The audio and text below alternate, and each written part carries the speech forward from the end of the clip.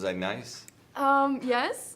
Are you ever not nice? No, I think I am, but sometimes you hear stuff. It's really interesting because you almost forget that this is real. I mean, this all happened. Yeah. I think if it was a script that somebody handed me and I would go, this is really interesting, the characters are good, the writing's good, but I don't believe it. Yeah. So it can't be, and the fact that this is real was to me the most appealing, the first reason I wanted to make the film. What were like the elements why you really wanted to do this movie? What made it so interesting? Well, it was that, and it was the story of, and also the idea that it was shining a light on something that I feel like doesn't get talked about a lot. I feel like there are a lot of movies made about wars. There are a lot of movies made about soldiers and the good things that soldiers do for us.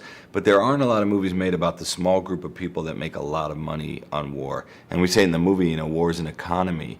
And I think it's kind of absurd, the amounts of money that people that don't ever have to fight are making off of war. So you decided to tell this from David's perspective. Yeah. So I would like to know, why did you decide to do that and not go for the other guy? Or That's a good question. I mean, I felt like it was the obvious choice, but it's a good question in that we wanted to watch the movie through the eyes of somebody that we could really sympathize with. I think Jonah's character is a little tougher to sympathize with. Yeah. He's really colorful, he's really larger than life, and he's a lot of swagger, but it's not necessarily somebody that the audience can watch the movie through. David needed to be sympathetic. We needed to kind of understand why he was making the decisions he was making, and we needed to kind of believe in that he was a good person ultimately. you met the real guy, right? Yeah, the real David actually was part What of is the he movie. like?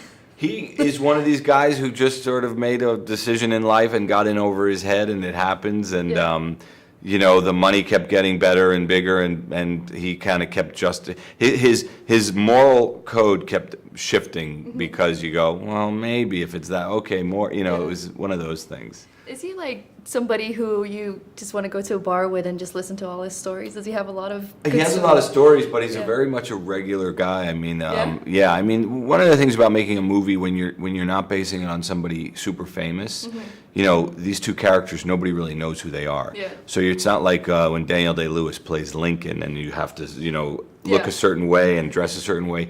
When you're playing two people that nobody really knows, you're able to give it your own flourish, and the actors brought their own characteristics to it. So I guess what I'm saying is the real David is very different than the real Miles, and the real Ephraim is way different than probably the real Jonah, or the way Jonah portrays him, you know? And I think that Jonah and Miles are just terrific in this movie. Oh, good, They're thank really.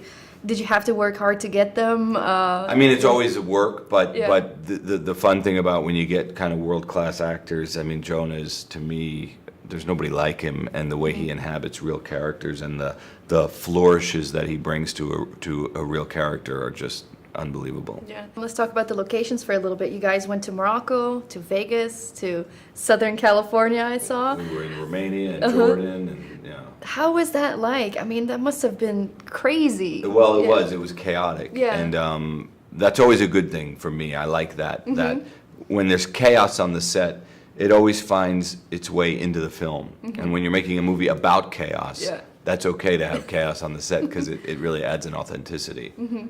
What was like the most challenging location for you? Probably Morocco was hard. They don't have such a huge infrastructure for filmmaking, and we were there in Casablanca and in Rabat, and that was probably the toughest. Yeah. They're beautiful countries, Jordan in particular, so no, there wasn't much of that. I don't think Romania is a beautiful country. Well, no, Romania is a little bit more like the Detroit of Europe. I love that. That is so true, though. Bradley Cooper, he's also producing this movie. Yeah. So can you talk a little bit about the relationship you guys have? Bradley and I became really fast friends on the first Hangover, and since then he's my best friend, and we formed this little company together at Warner Brothers called Joint Effort, and this is the first film we made together. Bradley has really great instincts, so whenever even when I was thinking about doing this movie, I sent him the article just for his advice, and he does the same thing with me, sometimes with scripts that he gets offered. And Bradley's one of these actors who has a real producerial brain, and he'll make a great director one day because he thinks about story in a way that most actors don't. Yeah.